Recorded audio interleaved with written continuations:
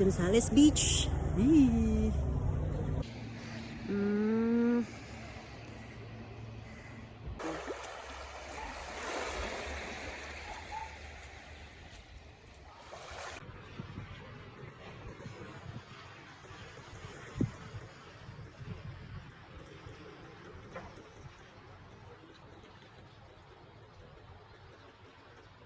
Ito si Dallas Road.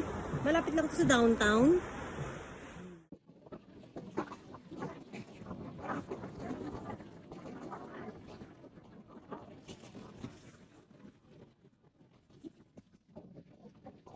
Andito tayo sa Cadboro Beach. Malapit ito sa University of Victoria.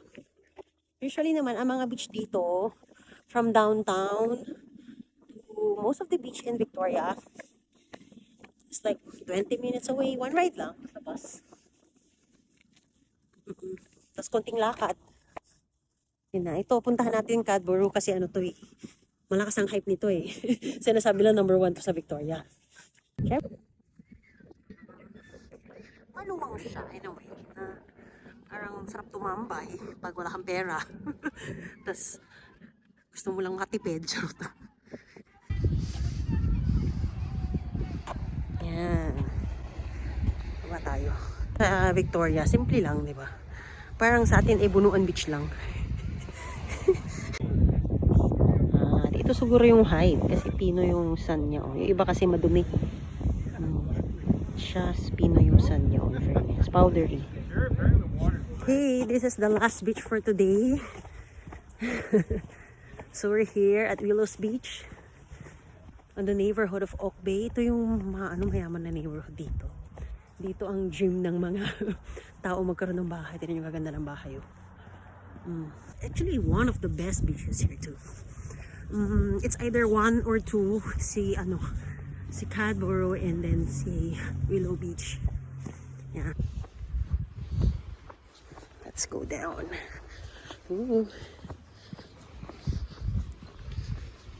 The house has nice vibes. Just that wala na masyadong araw. You know, may mga nagpa-volleyball doon.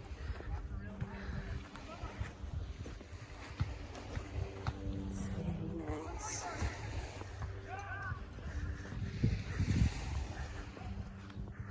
Time check, it's already 6:20 in the afternoon.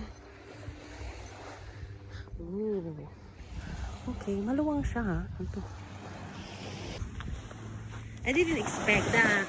Ang linaw ng tubig pala. See? Ang linaw ng tubig niya, no? Oh, so I can compare this to El Nido, Nakpan. Yeah. Na ang linaw ng tubig na hindi siya masyadong ma-wave. Ganyan ang tubig sa Nakpan eh. So, ang ganda. I like it. Okay, so ito nag-chill-chill lang ako dito sa Willows Beach. Ang ganda kasi wala ng araw. So, ayan. Ito, ganito naman life. Chill-chill, di ba? So far, yung verdict ko sa beaches dito sa Victoria, being my first time, and this is my, like, I'm planning to move here in June. So, my verdict is like, number 1, I like it na commutable siya.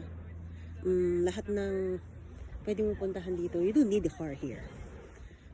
Tapos magkakalapit lang yung beach. Mostly 20 minutes away. May iikot-ikot lang yun ha. So, maganda siya na kung gusto mo lang simple lang.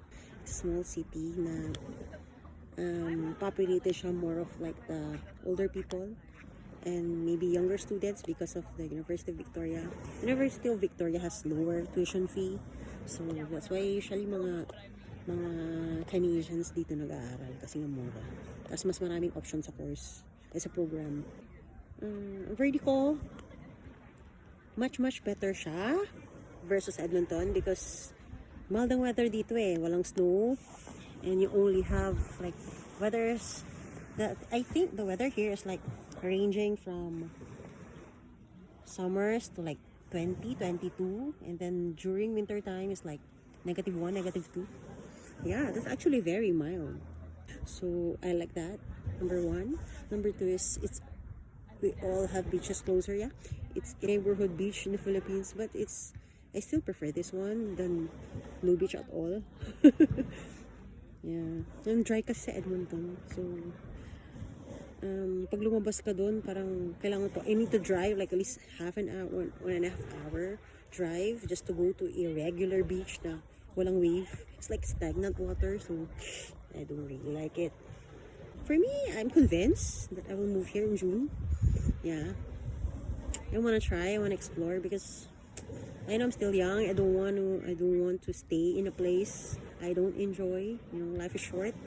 So, yun, I decided to move here. I'll update you more because since I will be living here, I will maybe more thoroughly review the beaches and then what else to see here, you know.